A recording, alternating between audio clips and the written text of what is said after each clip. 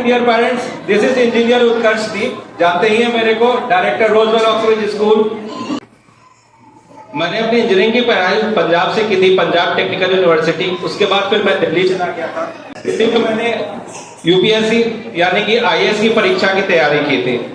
तैयारी के दौरान काफी कुछ सीखने को मिला, कुछ स्कूल विजिट करना हुआ, सोसाइटी को समझना हुआ, क्योंकि पढ़ाई कुछ ऐसी होती है, एजुकेशन सिस्टम को समझना हुआ, और उसके बाद जो कुछ भी सीखा उसे अभी स्कूल में इम्प्लीमेंट किया और जो कुछ भी है वो आपके सामने है। इसमें आप लोगों का भी काफी सपोर्ट मिला। आप हमारे मैनेजमेंट टीम को, संजना मिस को रेगुलर फीडबैक देते थे। कभी कभार कुछ अभिभावक हम मेरे से भी आके मिलते थे और उससे फीडबैक लेके हमने काफी कुछ सुधार किया और इस तरीके से हमारी जर्नी चली। कोरोना काल की बात करें तो कोरोना काल में, कोरोना के समय में हमारे पास मुश्किल से 10-15 बच्चे थे। जितने बच्चे नहीं थे उतने टीचर थे। खर्चा निकाल पाना काफी मुश्किल होता था उस समय में। और वहां से जब 10-15 बच्चे से 2 साल पहले जर्नी वापस से शुरू हुई हमारी, और आज के समय में हर साल 80, 100, 70 ऐसे एडमिशन हो रहे हैं। पिछले 1 साल में जो हमने अचीव किया वो वाकई में काबिल तारीफ है। ये पिछले 1 साल का ही था। वर्ल्ड रिकॉर्ड मिलना, G20 में मिलना, और टॉप 3 में स्कूल का आना, और हाल ही में क्लास 8 तक का एफिलिएशन भी हमें मिल चुका है। तो ये सब अचीवमेंट बिना आपके सपोर्ट के तो मुमकिन नहीं था। तो आपने इतना सपोर्ट किया और आपका सपोर्ट जारी है, इसके लिए बहुत बहुत धन्यवाद। इस साल हम लोग कुछ शिक्षा व्यवस्था में बदलाव करना चाह रहे हैं। हमारी टीचर ट्रेनिंग हुई थी गया में, मेरी ट्रेनिंग और टीचर्स की ट्रेनिंग कई बार ऑनलाइन भी होती रहती है। कुछ किताबें पढ़ना हुआ, देश की, विदेश की, फिनलैंड एजुकेशन सिस्टम के बारे में जानकारी इकट्ठा की। तो समझ में आया कि एजुकेशन सिस्टम में काफी कुछ बदलाव की जरूरत है। तो इस साल हम लोग कुछ नया करने वाले हैं और उसी को हमने नाम दिया है RVO revolution program. RVO revolution program के तहत, यानी RVO का फुल फॉर्म तो आपको पता है, रोजवेल ऑक्सब्रिज होता है। RVO का फुल फॉर्म हमने दिया है इस बार रिवॉल्यूशन। RVO मतलब रिवॉल्यूशन। रिवॉल्यूशन का मतलब होता है क्रांति। तो इस बार हम लोग चाहते हैं कि बच्चे के अंदर क्रांति का बीजारोपण हो, बच्चे के अंदर एक ऐसे विचार दे जिससे कि वो कुछ समाज में नया कर सके और समाज में क्रांति ला सके, अपना परिवार, अपने स्कूल का नाम रोशन कर सके। पर क्या पुरानी शिक्षा व्यवस्था से ये मुमकिन है? पुराने तरीके से कुछ नया चीज कर सकते हैं क्या? अगर कुछ नया करना है तो नया तरीका भी तो अपनाना पड़ेगा। तो नया तरीका इख्तियार करना होगा, तभी हम लोग नए विचार बच्चे को दे सकते हैं। नए विचार पे आने से पहले ये पूछना चाहेंगे कि ये क्या है? जीव है, जीवित वस्तु है, डेड है। ये है क्या? ये ब्लॉक फिश है, ये एक मछली है, दुनिया की सबसे क्रूर प्राणी में इसे माना जाता है। देखने में अजीब है या नहीं? तो प्रकृति ने कोई गलती कर दी क्या उसे बनाने में? ईल मछली जो होती है, ईल फिश, उसके नजदीक जाएंगे तो यहाँ जो भी बिजली दौड़ रही है इससे 3 गुना ज्यादा झटका लगेगा। तो क्या प्रकृति ने गलत चीज बना दिया क्या? जमीन पे जो कीड़ा मिलता है, अर्थवर्म जो मिलता है, केचुआ, उसके पास कितने दिल होते हैं? 5 दिल होते हैं। तो भगवान ने 4 दिल एक्स्ट्रा बना दिया क्या? तो प्रकृति में कुछ चीजें अजीब है, कुछ चीजें अलग है। प्रकृति में कुछ चीजें अजीब हैं, कुछ चीजें अलग हैं, लेकिन इसका मतलब ये नहीं हुआ कि वो गलत है। तो जब हम लोग नया रास्ता इख्तियार करेंगे तो वो अजीब हो सकता है, पर इसका मतलब ये नहीं होगा कि वो गलत है। तो क्या नया करने वाले हैं? क्या आप जानना चाहेंगे क्या नया करने वाले हैं? हम लोग इस प्रोग्राम के तहत बच्चों को ब्रेन डेवलपमेंट क्लास देंगे।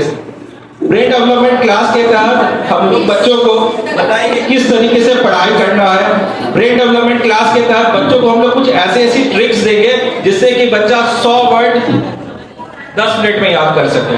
इसके भी ट्रिक्स है। कोई भी कैलकुलेशन माइंड में कर सके। जैसे कि एक छोटा सा उदाहरण, 65 करना है, एक छोटा सा उदाहरण से बता रहे कि ब्रेन डेवलपमेंट क्लास में हम लोग क्या करने वाले हैं। 5 गुने 5 कितना होता है? 25। यहाँ पे क्या है? यहाँ पे क्या है, 6 के 7 कितना होता है, ये 6 की जगह 7 लिख देते हैं, यहाँ का 6 का 6 है, 6 की जगह पे, यहाँ के 6 की जगह पे 7। 6 into 7 42। कितनी आसान से ट्रिक से ये मैथ सॉल्व हो गया। यदि हम बच्चे को बताएंगे कैसे पढ़ना है, पढ़ने का तरीका क्या होता है, ट्रिक्स बताएंगे, तो क्या बच्चा आपका अच्छा नहीं करेगा? हम लोग के साथ दिक्कत ये है कि हम लोग सिर्फ चाहते हैं कि बच्चा पढ़ाई में आगे हो। अगर बच्चा पढ़ाई में आगे नहीं है तो हम उसे क्या बोल देते हैं कि बच्चा हमारा इंटेलिजेंट नहीं है। तो क्या जो कमजोर बच्चा है, आपके अनुसार जो कमजोर है, क्या वो वाकई में कमजोर है? हॉवर्ड गार्डनर ने बौद्धिक क्षमता के 8 आयामों को बताया। 8 तरीके के इंटेलिजेंस है। जो बच्चा पढ़ाई में अच्छा होता है, हॉवर्ड गार्डनर ने कहा है कि वह सिर्फ 8 इंटेलिजेंस में यानी 8 बौद्धिक क्षमता का सिर्फ एक क्षमता को दिखा रहा है। वो बहुत छोटा हिस्सा होता है। जो बच्चा प्रकृति से जुड़ा होता है, पेड़ पौधों की जानकारी रखता है, पढ़ाई में मन नहीं लगता है, लेकिन पेड़ पौधे की बहुत जानकारी है, आप लोग कहेंगे कि वो पढ़ने में अच्छा नहीं है, वो कमजोर है। आपका कहना सही है, पर ये कहना कि वो इंटेलिजेंट नहीं है, ये गलत है। वो प्रकृति के प्रति इंटेलिजेंट है। नरेंद्र मोदी क्या है? लोगों से बातचीत करने में इंटेलिजेंट है। विवेकानंद अपने आप को जानने में, अपने आप को वो बेहतर तरीके से जानते हैं। नरेंद्र मोदी के बारे में हमने जाना, विवेकानंद के बारे में जाना, महात्मा गांधी जो स्पिरिचुअलिटी यानी कि अध्यात्म में जिनका बहुत रुचि थी, वो क्या है? वो भी एक इंटेलिजेंस है। यानी कि सबसे पहले हम लोग यहाँ पे क्या करने वाले हैं, बच्चा किस मायने में वाकई में इंटेलिजेंट है ये पता करेंगे, और हमारी कोशिश होगी कि बाकी जो 7 इंटेलिजेंस है जो कि सिर्फ पढ़ाई से नहीं की जा सकती पूरी, उस पर भी हम लोग काम कर सकें। उसके लिए हम लोग क्या करने वाले हैं, योगा क्लास, मेडिटेशन क्लास, उसके लिए हम लोग क्या करने वाले हैं, ब्रेन डेवलपमेंट क्लास, और साथ में मेंटल मैथ्स हम लोग देने वाले हैं।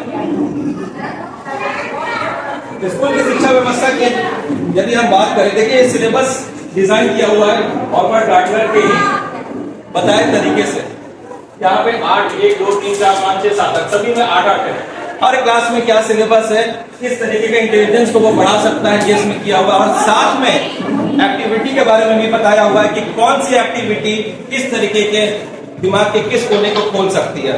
आपको पता है, जब हम लोग गाना सुनते हैं या जब हम लोग खेलते हैं तो पूरे दिमाग में हलचल मचती है, तरंग दौड़ती है, पूरे दिमाग में तरंग दौड़ती है। ये तरंग क्या करती है, दिमाग के बंद कोने को खोलने में मदद करती है, और जब ये कोना खुलता है तब उसका संपूर्ण विकास होता है। अंग्रेजी में बोलते हैं हॉलिस्टिक ग्रोथ होता है। सो अलग अलग एक्टिविटीज करा के पढ़ाने के साथ हम लोग उनके दिमाग के बंद कमरे को खोलेंगे ताकि वो आठों के आठों क्षेत्र में आगे बढ़ सके। तो इस चीज में हम लोग कुछ नए तरीके अपनाएंगे। तो इसका मतलब ये नहीं हुआ कि जो मछली देखने में अजीब है वो गलत हो गई। इसका मतलब ये नहीं हुआ कि हम जो रास्ता हम लाने वाले हैं वो गलत हो गया। रास्ता नया हो सकता है, अजीब हो सकता है कि कुछ गलतियां भी हो, लेकिन वक्त के साथ यदि आप लोग सपोर्ट करेंगे, सहयोग करेंगे, तो हम लोग उसको सुधार करते जाएंगे और बेहतर से बेहतर आपको सेवा दे पाएंगे। शिक्षा व्यवस्था की बात करते हैं तो याद रखना सबसे निचला स्तर माना जाता है। बच्चा रट करके एग्जाम में लिख देता है, लेकिन इसका मतलब ये नहीं कह सकते कि बच्चे ने कॉन्सेप्ट को समझ लिया। बच्चा जब अपनी भाषा में उसे समझा सके तब हम लोग कह सकते हैं कि आप उसे समझना शुरू किया है उसने। जब वो समझना शुरू करता है तो वो दूसरा स्तर होता है। आपके यहाँ जो मार्क्स आया हुआ है उसकी गारंटी नहीं है कि बच्चा समझ चुका है, हो सकता है उसने रट करके एग्जाम दिया। तो हमारी कोशिश है कि वो बौद्धिक क्षमता का जो सबसे निचला स्तर है, क्रिएटिव यानी कुछ नया बनाना। जब हम बच्चे के अंदर क्रांति का बीजारोपण करते हैं अपने आर्गो रिवॉल्यूशन प्रोग्राम के तहत, तो बच्चे ड्रोन बनाते, बच्चे बिना तार की बिजली को दौड़ाते हैं। हमारे आरबीओ स्कूल में बच्चे ऐसे ऐसे अनूठे प्रोजेक्ट पर काम करते हैं जिसे देखकर आंखें चौंधिया जाएं, सर चकरा जाएं, जैसे ड्रोन, बिना तार का बल्ब जलाना, एक इंडक्शन का वर्क कर रहा है और इन बल्ब के अंदर एक लूप रहता है कॉपर का। बिना तार की बिजली दौड़ाते हैं। ऐसे कैसे मुमकिन हुआ? ऐसे तभी मुमकिन है जब बच्चा ना सिर्फ रटे बल्कि समझे, बल्कि खुद से सोच सके, बल्कि वह कुछ नया बना सके। तो इस बार रिवॉल्यूशन प्रोग्राम के तहत हमारी कोशिश है कि बच्चे के अंदर क्रांति का बीजारोपण हो। बच्चा क्रांतिकारी बने, क्रांतिकारी विचार उसके अंदर जाए, देश और समाज को एक नई सोच प्रदान कर सके, ताकि आपका नाम रोशन करे, हमारा नाम रोशन करे और समाज का, देश का नाम रोशन करे। तो क्या इसके लिए पुरानी शिक्षा व्यवस्था सही चले या कुछ नया करें, क्या जाए? तो इस बार हम लोग 6, 7, 8 क्लास में पढ़ाने के सिस्टम को ही उल्टा करने वाले हैं। उदाहरण से समझते हैं। आप में से रोटी बेलने आता होगा, आता है? रोटी बनाने आता है? या किसी को साइकिल चलाने आता होगा?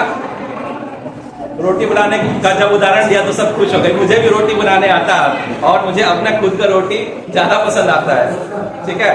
खैर, तो जब रोटी बनाते हैं तो क्या आपके घर में जो आपकी माँ थे या जो भी थे, उन्होंने रोटी बनाना कैसे सिखाया? करवा करके सिखाया? आपने कोशिश की तब सीखा, या फिर बस कोई आया मेरी तरह कुछ भाषण दे गया और आपने सीख लिया? भाषण देने बाद से आप सीख गए क्या? भाषण देने बाद में साइकिल चलाना सीख गए क्या? कैसे सीखे? करके सीखे।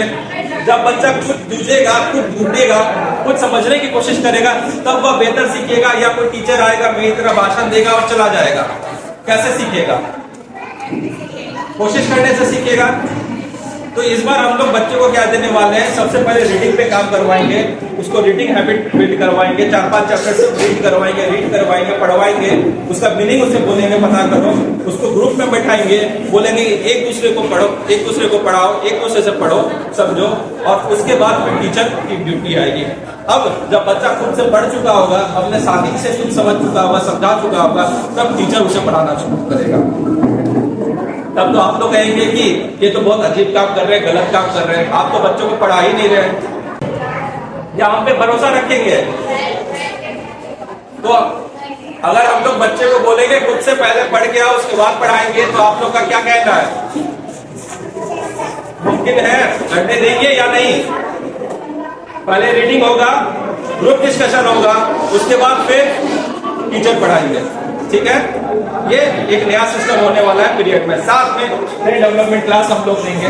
जब बच्चा खुद से सोचने लगेगा तभी वो दिमाग का पिछले स्तर को खोल पाएगा, और इसके लिए जरूरी है कि आप लोग अभिभावक हमें सपोर्ट करें। सो स्कूल क्रांतिकारी सोच के साथ चल रहा है, बच्चे को क्रांतिकारी विचार देना चाह रहा है। आप हट जाएं, बाकियों को भी हमारे बारे में बताएं, ताकि वो भी जान सके एक ऐसा स्कूल है जो टॉप 3 में है, एक ऐसा स्कूल है जिसे T20 अवार्ड मिला है, एक ऐसा स्कूल है जो वर्ल्ड रिकॉर्ड मिला है, और यह स्कूल को हाल ही में एफिलिएशन भी मिल चुका है। ये सारी उपलब्धि बस 1 साल की है।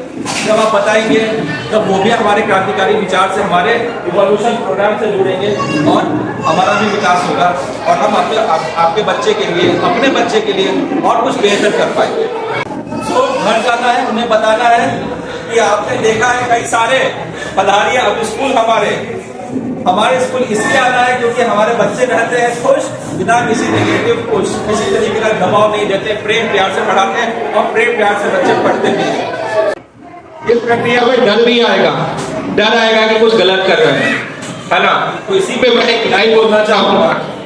डर आएगा, आपको डर आएगा, लोग आएंगे, आपको लहकाएंगे, भरोसा रखना है, हौसला बनाए रखना है, क्योंकि हमें साथ मिलकर इतिहास बनाना है। तो समाज में इतिहास रचना है, एक नया समाज बनाना है, और इसके लिए आपके सपोर्ट की जरूरत होगी। कुछ गलतियां होंगी, आपको उसे सुधार करने में हमारी मदद करना है। हम हमारे टीचर से लगातार टच में रहना है, कैसा लग रहा है, क्या लग रहा है बताना है, ताकि हम इस सिस्टम को और सुधारते रहें। धन्यवाद।